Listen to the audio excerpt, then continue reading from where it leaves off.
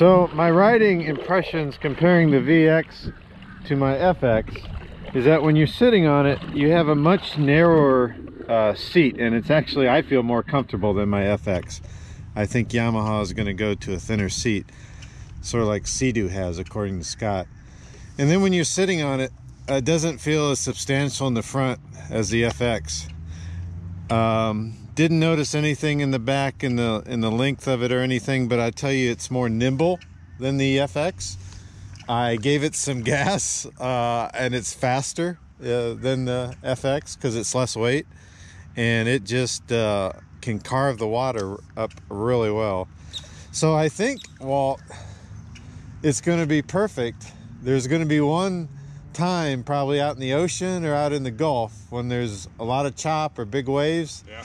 You're going to say, oh, it's not as dry as the FX because it's just longer and bigger base. But man, that's a beautiful machine, and I'm happy with that green. It's actually a little bit more fun than the FX, I'll tell you that. Really? Because it's more nimble. It just carves the turns a little bit quicker, and when I gave it gas, I about went off the back of it. So what a beautiful machine.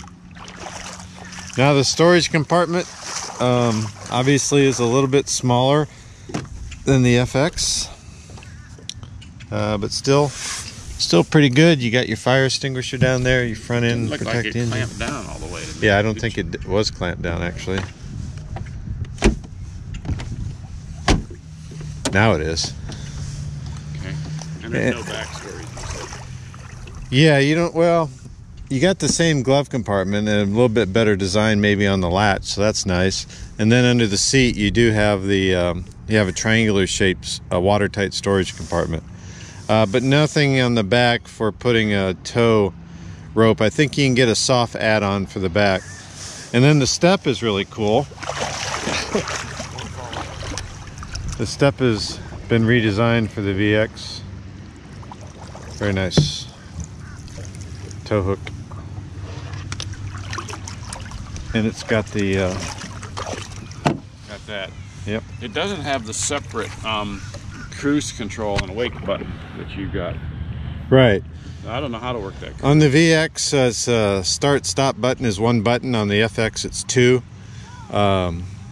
Cruise and wake, if you're idling and you hit that, you're going to go into wake mode, and then you can adjust up and down the speed by 1 or 2. On the wake. On the wake. And on the cruise, I tried the cruise works perfect. How did you do it? You just press it to the speed you're going to go. Yeah. Hear the 3 beeps, and then you bring this all the way. That's all. That's what cruise control means on a WaveRunner. Okay. And then this is either the trim. I'm going to have to look that up. It's a little bit different than the FX. But I cycled through all your different things. Put your lanyard in, would you? I'm not going to start it. I'm just going to. So that's the main gauge. It has speed, RPM, and fuel. Yeah, that's all I saw. And then there's different, just like in the FX, slightly different. You can lock it, which is nice. Use a pin number. You can put your pins in there. This is your trip and fuel. It shows that you've gone 15 miles. You got almost an hour on the engine. And you're averaging 6.6 miles per gallon. I've never seen that in the FX. What do you see in there? Most 6.1. So it looks like you're getting better fuel mileage. 2.3 gallons were used. Yeah. So you can cycle through all that. Were you able to change this to a percentage? Or no? I was not, but this gives you the gallons used, and that's probably the most accurate. Right. You can look at the bars for the rest. So you happy? Yeah. You think you made a good buy? Yeah, I do. If we have...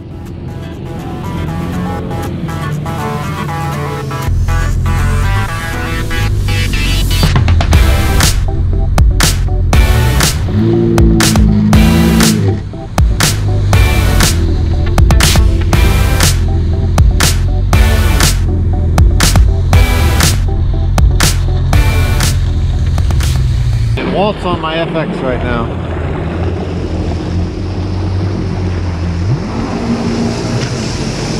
Oh no. anyway, a good looking ski.